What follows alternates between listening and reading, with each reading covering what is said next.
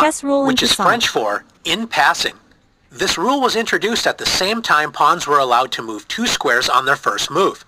When that happened, sometimes pawns would move past other pawns without giving the other pawn an opportunity to capture, which didn't seem fair.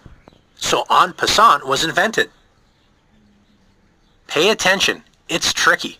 If your opponent's pawn moves forward 2 squares, which it can only do if it is that pawn's first move, and it lands directly next to one of your pawns, then on your next turn, and that turn only, you have the opportunity to capture that pawn as if it had only moved 1 square, like this.